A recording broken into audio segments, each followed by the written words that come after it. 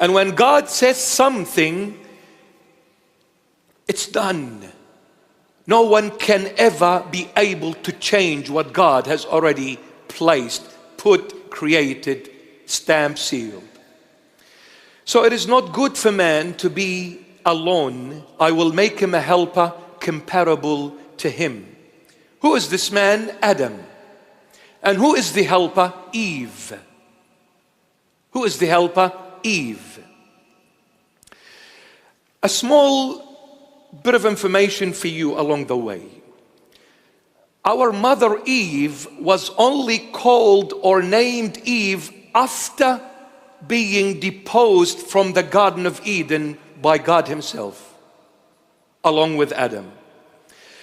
Did you know what her name was while she was still in the garden, i.e. in the presence of the Almighty God? Her name in the Hebrew, Aramaic, Syriac original text, which is Hebrew, and Aramaic, Syriac, Arabic are all Semitic languages. They are one family. So Hebrew, Aramaic, Arabic are one family. So when you go back to the original text and see the name of Eve prior to being deposed from the Garden of Eden, her name was Atta. Atta. That's the Hebrew Aramaic pronunciation, Atta. Now the word Atta is a compounded word, two in one. At means you, ta, come. So what was her literal name? You come. That was her name. Imagine if I put this name on one of my beautiful daughters. What's your name? You come. No, I'm not coming. You, what's your name? You come. I'm not coming. What's your name? So her name was Atta, you come. Why? Because God, the Lord God said, Adam, it is not good for you to be alone. Therefore, I'm going to give you a helper, a comparable person to you, and I will call her, you come, Atta. Why? Because I'm going to call her and allow her to walk before you to give you the freedom of choice. When your eyes fall on her, I want you freely to say, I want her in marriage, or I reject her. That's why I called her to you. You come to Adam and show yourself to him and let him look at you whether he's going to accept you as a wife or reject you.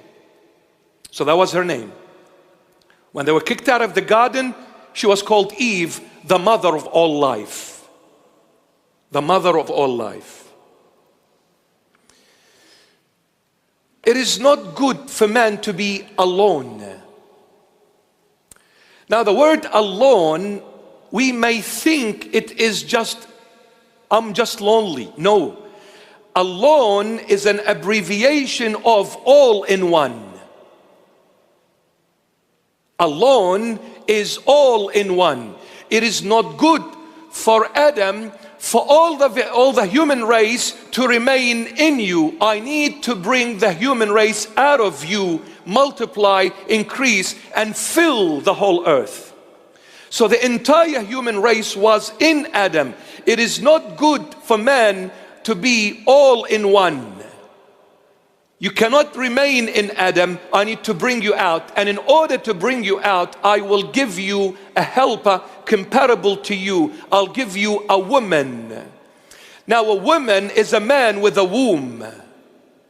So I'm going to give you someone to help you get the human race out of you, where it is no longer alone, but all is in one. All this that is in one Adam, I'm going to bring them out to fill the whole earth. And the way to bring the entire human race out of Adam, I'll give him a woman, a man with a womb. And through their unity together, the entire human race will be able to come out of Adam and fill the earth.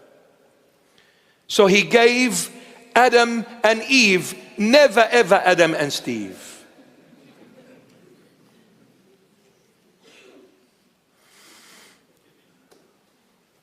This is God's plan. You're not going anywhere, are you, tonight? Okay, good. I thought so. I've canceled all your appointments, dates. Whatever you have. Where you go, where you go, I come for you. Now, I'll read you this. This is just an information before we come into it. When we read in Genesis 2, it's not on the screen. When we read in Genesis 2, 22, verses 22 to 24, Genesis 2, verses 22 to 24, it reads as the following. Then the rib which the Lord God had taken from man, he made into a woman, and he brought her to the man. And Adam said, this is now bone of my bones and flesh of my flesh. She shall be called woman, a man with a womb, because she was taken out of man. Therefore a man shall leave his father and mother and be joined to his wife, and they shall become one flesh. One flesh.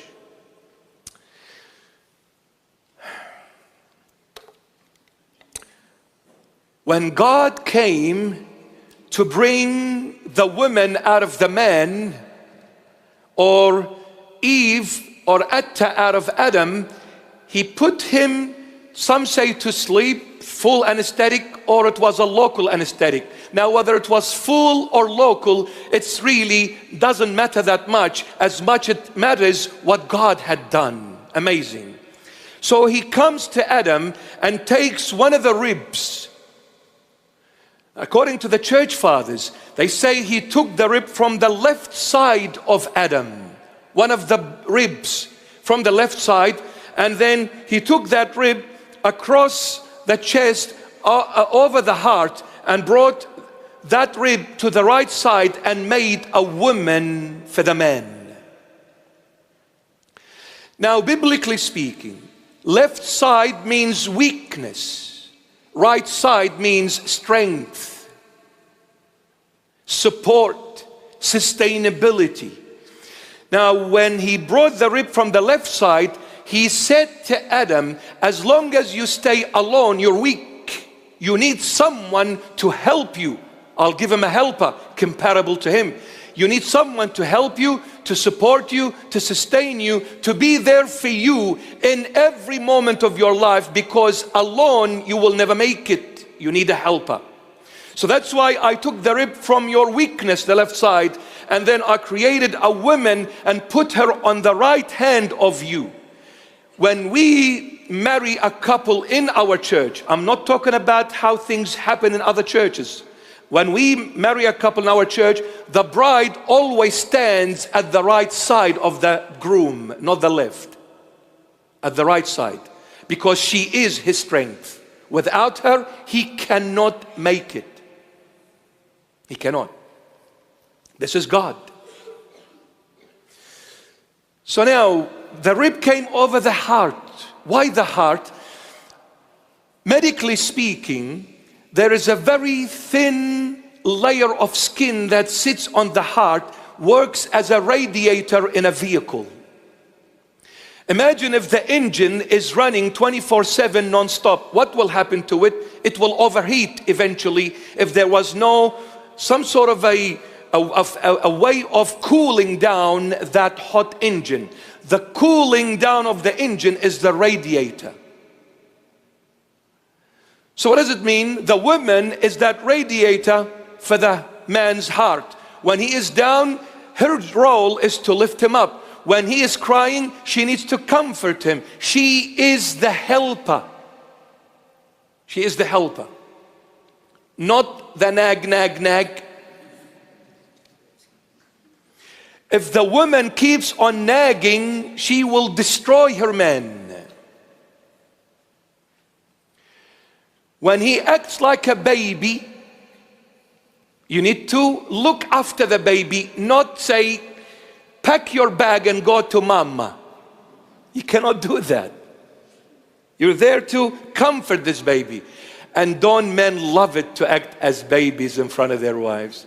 What's wrong, honey? Oh, I don't know. I'm not good at all. He just wants to hear a nice word that has been lacking for 25 years of marriage. He just wants to be spoiled. And instead, what does she do? Just get on with it, grow up, you're a man, okay? Don't act like a little kid.